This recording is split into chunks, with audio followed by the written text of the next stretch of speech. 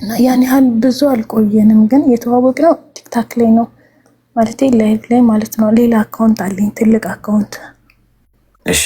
እና በዛ የሆነ እንትን ስንል የሆነ አይናፋር ነገር ነው እና ያኔ ከጓደኛዬ ጋር ሆነን ምናምን እየሳቅን እያወራን ነበረ። ከዛ ጻፈልኝ ማለት ነው በውስጥ ማለት ነው ኢንቦክስ ላይ ጻፈልኝ እና ማታ ነው ያወራነው። ያኔ ጠዋት ስነሳ ጽፎልኝ ምናምን አገኘው ማለት ነው። ከዛ ጓደኛዬ ጻፈልኝ ልጁ ምናምን ብያት ስልክሽን ላኪልኝ በውስጥ እናውራ ምናምን ብሎ ማለት ነው። በጣም ብዙ ነው የጻፈው፣ ብቻ ግን ስልክሽን ላኪልኝ በውስጥ እናውራ ሞላይ እናውራ ምናምን ብሎ ጻፈልኝ። ያንኛ ሙድ እየያዝን ነበር ያወራነው ከጓደኛዬ ጋር ላይ ብለኝ ማለት ነው። እሺ። ከዛ ጻፈልኝ እኮ ምናምን ስላት ተቀበዩ ማለት ላኪለትና አውሪው ምናምን አለችኝ።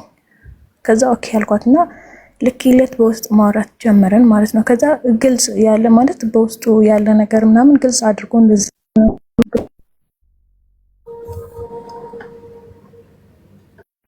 ነገረኝ ማለት ነው። ከዛ ኦኬ ብለን ማውራት ጀመረን ምናምን። ከዛ የሆነ ቃል እንድትገቢልኝ ምናምን እፈልጋለሁ አለ ማለት ነው የተወሰነ ጊዜ ካወራን በኋላ። ከዛ ማለት እኔም ግልጽነቱን ወዶ ስለነበረ ኦኬ ያልኩትና ቃል ገባን። ቃል ከተግባባን በኋላ አንቺ መፖስት አለብሽ እኔ መፖስት አለብኝ ምናምን አለ ማለት ነው። ፎቶአችን ከምን ነው ይሄ ሁሉ ነገር ቃል መገባባቱ ደረጃ የተገባው? ቢያንስ ብዙ ጊዜ አልቆየንም። ያኔ እንደ 4 ወር ምናምን አውርተን ቃል እንግባልኝ ማለት ነው። ማለት ቃል እንድትገቢልኝ እፈልጋለሁ አለኝ። ያኔ ምንም ነገሮችን እንትን አይልም ማለት ሌላ ሰው እንትን ምናምን እንትን አይልም ማለት በቃ ይሆናል አይደለ? የዋህ ነው የሚመስለው ለሰው ስታየው ምናምን የዋህ ነው በቃ የሚመስለው ልጁ ማለት ነው። ከዛ ኦኬ ብዬ እኔም ቃል ገባሁለት ምናምን ማለት በቃ ከወንድ ልጅ ምናምን እንደዚህ ምናምን ማውራት ከተውኩ ከ2 ዓመት ምናምን በኋላ ነው በቃ እዚህ ከመጣዋ ጀምሮ አላወራም። ሰው አላምንም። በፊት የተጎዳውበት ነገር ማለት ነው። ምን ተባብላችሁ ነው ቃል የተገባባችሁ? ያው ማለት መቼም ላልከዳሽ ተባብለን በማህተባችን ቃል ገባን። መጽሐፍ ቅዱስ ምናምን ይዛችሁ ማህተባችንን ብቻ ይዘን መጽሐፍ ቅዱስ ምናምን ይዘን ሳይሆን ማህተባችንን ይዘን ቃል ገባን። እሺ። ከዛ ፖስት ማድረግ አለብሽ። ከዛ እኔም ፖስት አለው አለኝ ማለት ነው። ከዛ ያ መጀመሪያ ፖስት እና ከዛ ፖስት አለው አልኩት። ከዛ ፖስተ እሱ ፎቶዬም ማለት ነው ከራሱ ጋር አቀናብሮ ምናምን ፖስተ። ከዛ ምን የሆነ በቃ ምናምን ቤተሰብ መናገር አለብኝ ማለት ወንድሜ ያየዋል ቲክታኬን ምናምን እና ለሱ ካሳል ነገሩ ሚዲያ ላይ መልቀቅ አልፈልግም። ስለዚህ ግን ጓደኛ እንደዚህ ይዣለሁ ብዬ ለወንድሜ መንገር አለብኝ ማማከር አለብኝ አልኩት። ያኔ ወንድሜም ደግሞ ይረዳኛል እንደዚህ አይነት ነገሮች እናወራለን እና የዛን ቀን ነገርኩት እንደዚህ ነው ምናምን እና እኔ ጓደኛ አለኝ እሱ ደግሞ አሁን ላይ ፖስቷል እና አንቺን ፖስቺ እያለኝ ነው። ስለዚህ ልፖስት ነው አልኩት ማለት ነው። ከዛ እንዴት ምናምን ማለት ያኔ ያህል ተግባብታችኋል ምናምን ሲለኝ አዎ ተግባብተናል ቃልም ገብተናል። ስለዚህ እኔ አልፖስትም ስለው ሌላ ሰው ያወራ እንደማወራ ነው እየተሰማው ያለውና ልፖስት ነው ምናምን ስለው በቃ አንቺ ታውቂያለሽ ምናምን አለኝ ማለት ነው። ኦኬ ያልኩትኝና ፖስትኩ ከሱ ጋር ከወንድሜ ጋር ካወራው በኋላ ማለት ነው። ከዛ ተፖስተ ምናምን ያው ቀጠልን ማውራታችንን ምናምን ከተወሰነ በኋላ ደግሞ ቤተሰብ እንድታስተዋውቂ ያኔ ፖስት ስልክ በሙዚቃ አቀናብረክ ምናምን ፎቶውን ማፖስት ማለት ነው። ከወንድምሽ ጋር የተማከርሽው ይሄንን ለማድረግ ነው? ያኔ በቃ ምን ላድርግ ዝም ብዬ በፖስት እንትን ሊለኝ ነው ሊቆጣኝ ነው። ስለዚህ ልፖስት ነው በቃ ብዬ በቆንጆ ሙዚቃ አቀናብረሽ ፖስትሽ ያንቺ ነው እሱ እንደዚህ ስላይድ እንደዛ ነገር የምር ማለት ያኔ እንደዛ በቃ በጣም ከራሴ ጋር እንትን ብዬበት ነው በነገራችን ላይ ፖስትኩትና እሺ። ከዛ ቤተሰብ እንትን ማለት አለብን አለኝ ማለት ነው። መተዋወቅ አለብን ምናምን ሲለኝ እንዴ እኔም ብዬ ነው ቤተሰብ ማስተዋወቅክ ቤተሰብ ማስተዋወቅ ከኔ እኮ ሴት ልጅ ነኝ ምን ብዬ ነው ማስተዋወቅ እንደዛ ምናምን ስለው አትወጂኝም ማለት ነው ምናምን ይላል ማለት ነው። ላይቭ ላይ ሁሉ እንደዚህ ቤት ከፍትና በቃ ሲሄድ ምናምን የሆነ አለ አይደለ የሆነ ሚስቴ ምናምን ነው የሚለውና እሱ ቤት መግባት አልወድም ማለት ደስ አይለኝም። እሱ ቤት ስገባ በቃ ሚስቴ መጣች ምናምን እንደዚህ ነገር ነው የሚለውና እኔ ያ ነገር ደግሞ ሰላም አይሰጠኝም። እሱ ቤት አልሄድም፣ ገስት ሲከፍት ምናምን አልሄድም። ጓደኞቹ ጋር ምናምን ሄዳለሁኝና እኔ ቤት ለምን ደሞ አትመጪው? እኔ ስለማትወጂ ነው፣ እኔ ስለምታፍሪብኝ ነው ምናምን ማለት ጀመረ ማለት ነው። ከዛ እኔ እንደዛ አይደለም ስለማፍርብክ ምናምን ሳይሆን በቃ ሰላም አይሰጠኝም። በዛ ላይ አንተ ጋር የሚመጡ ልጆችን አላቃቸውም ምናምን በሚል እንትን እለዋለሁኝ ማለት ነው። ከዛ እንደዛ ምናምን እየተደራረገ ምናምን ብቻ እየደበረው ቆየን የተወሰነ ጊዜ ምናምንና ቤተሰብ ሽማግሌ መላክ ፈልጋለሁ አለ ማለት ነው። የሆነ እንደምከዳው ነገር ነው የሚያስበው። ሽማግሌ ልላክና ከዛ በኋላ በቃ ስንገባ እንጋባለን ምናምን ያለሁት እኔ ሳውዲ ነው፣ እሱ ያለው ደግሞ ዱባይ ነው። ስንገባ እንጋባለን፣ እስከዛ ግን ሽማግሌ መላክ አለብኝ ምናምን አለ ማለት ነው። ከዛ እኔ አንተ እንደዚህ የምታስብ ከሆነ ትገዳኛለች ብለህ የምታስብ ከሆነ እኔ ችግር የለብኝም፣ ላክ ኖርማል ነው ማለቴ የሚያስቸግረኝ ነገር የለም። ሲቀጥል ደግሞ ቃል ገብቼልሃለሁ እንዴት እንደዚህ ታስባለህ ምናምን ስለው አይ በቃ መላክ አለብኝ ምናምን ሲል ኦኬ አልኩት። እሺ ተባለ፣ ተነጋገርን ምናምን። የሆነች ጓደኛ ያለች ከሷ ጋር ምናምን አስተዋውቀዋለሁ ማለት እንደ እህትን ምናምን ነው የምንተያየውና ከሷ ጋር አስተዋውቀዋለሁ ምናምን። ከሷ ጋር አወራንበት እንደዚህ ምናምን ተባብለን ኦኬ ተባለ። በቃ ቤተሰብ ይወቁ ምናምን ተባለ። የሱ ቤተሰቦችም ያውቃሉ፣ ግን እንደዚህ ኖርማል አልተዋወቀም። ያኔ ጓደኛ እንደሆንኩ ምናምን እንደዚህ ያውቃሉ እንጂ ከነሱ ጋር ምናምን እንደዚህ በስልክ አልተገናኘንም፣ አልተዋወቅንም። እሱም እንደዛው አልተዋወቀም። ግን በቃ ሽማግሌ መላክ እንደሚፈልግ ምናምን ሰሙ። ቤተሰብ አወቁ ማለት ነው። የኔ ቤተሰቦች አወቁ፣ የሱም ቤተሰቦችም አወቁ። አሁን ጾም ፍች ነበረ ሊላክ የተባለው ማለት ነው። ከዛ እንደዛ የተባባልን እያወራን ባለንበት ሰዓት የሆነ ሰዓት ላይ ማለት ሰውነት ማየት ፈልጋለሁ አለኝ።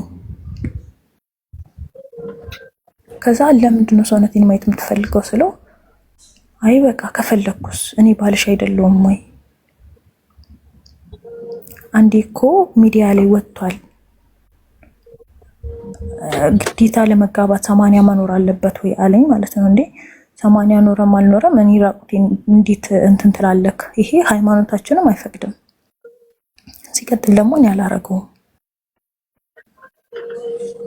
ምናምን አልኩት ማለት ነው። ማለት የሆነ በቃ ከሆነ ጊዜ በኋላ እየተቀየረ መጣ። ያኔ ላይ ለምን እንትናቲም እያለ እንደዛ ነገሮች እንትን ሲሉ እየተቀየረ መጣ ማለት ነው።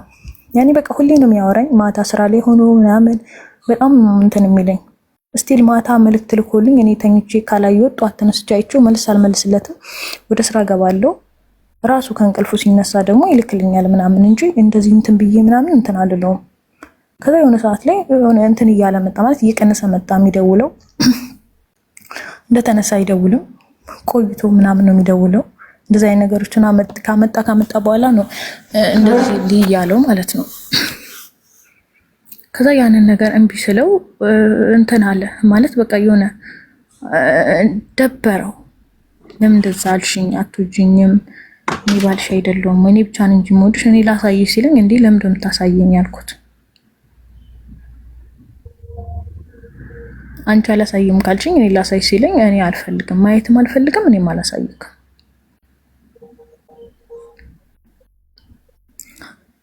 ስለው በቃ በዚህ እኔም ደበረኝ ማለት የሆነ የሚወድክ ሰው ቢሆን አብሮክ እያለ እንደዚህ አይነት ነገሮችን ባላለ ነበረ። ይሄ ሰውዬ እኔ ምንድነው እየፈለገ ያለው ከኔ ምንድነው እንትን የሚለው ነገር በውስጤ በጣም ብዙ ጥያቄ ፈጠረብኝ።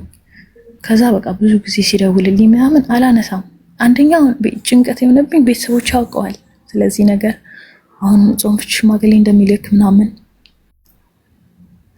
አውቀዋል ማለት በቃ በእኔ ዙሪያ ያሉ ሰዎች በሙሉ ያውቃሉ። የሱም እንደዛው።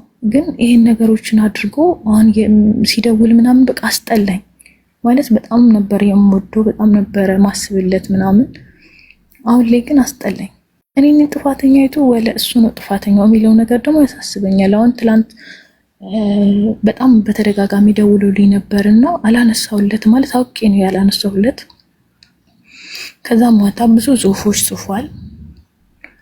እነዛን ነገሮች ዝም ስለው ማለት ጽሁፎቹን ሳልመልስለት ምናምን ስቀር በቃ እንትን ብሎ የሆነ በንዴት የሆነ ነገር ጽፎ ብቻ ገብቶ ፖስቱን አጠፋው።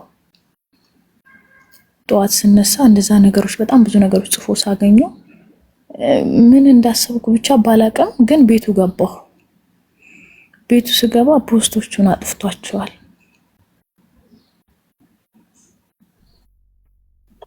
እና ላይ ምን ማድረግ ነው ያለብኝ? እስኪ ሆነ ማለት ምክር ስጠኝ። በቃ ላልከዳሽ ላልከዳ የማተቡ መሀል ላሴት ሄደ። አሁን እሱ ሀሳብም እኮ እሱም ሀሳብ ነው። ምን አውቃለሁ ማለት በቃ እኔ እንጃ አላውቅም። ግራ ገባኝ እኔ ራሱ።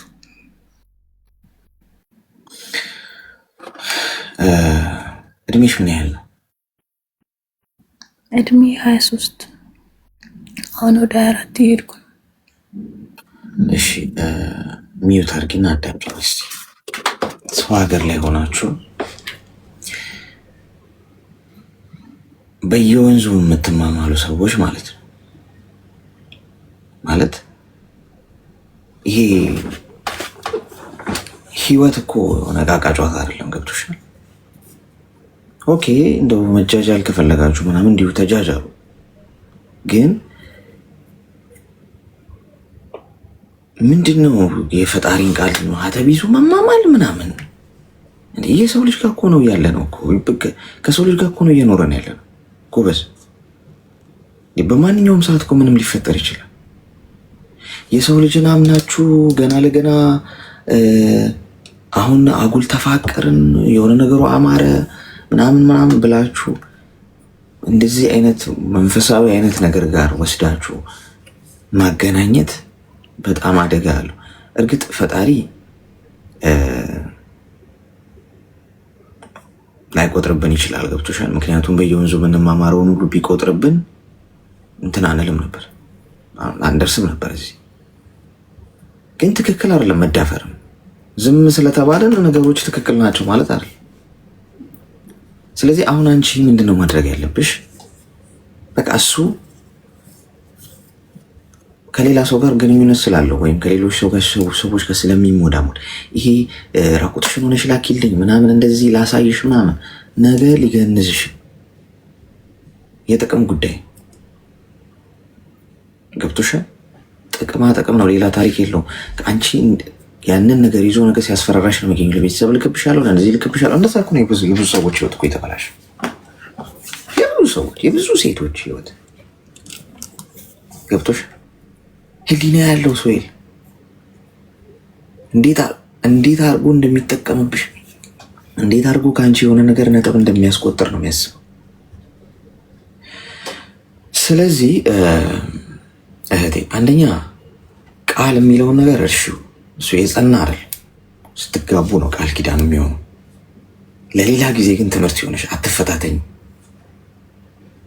ፈጣሪሽን አትፈታተኝ። ለሰው ልጅ ስትይ የሰማዩን ነገር እንትን አትበይ፣ አትዳፈሪ። ገብቶሻል አይደል? ሰው ይቀየራል። የማይቀየረው ፈጣሪ ብቻ።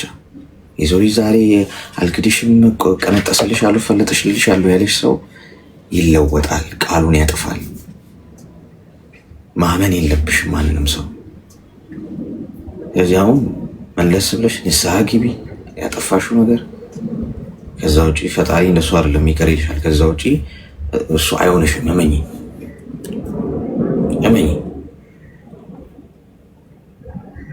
ይህን ነገር ሰው ሀገር ላይ ሆናችሁ እንደዚህ ቪዲዮ ኮል ምናምን እያወራችሁ የምትጃጃሉ ሰዎች ዋ ተናግሬያለሁ። እኔ ነገ ወጥመድ ውስጥ ገብታችሁ እየይ ስትሉ እንዳትገኙ።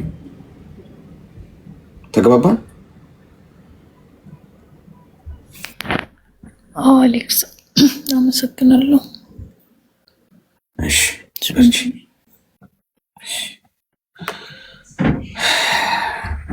አስቸጋሪ ነው ጎበስ። ላልከዳ ላልክድ ብለን ተማምለን መማማል እንዲቀላል ሆነ እንዴ? ቆይ ኮይን ልስጣችሁ ጋይስ። ሄሎ ወይ አሌክስ፣ ኧረ ልኬ ነው እንዴ? ታፕታፕ ሳደርግ ነው ዘጋ የገባሁት። እኔማ አላገባም።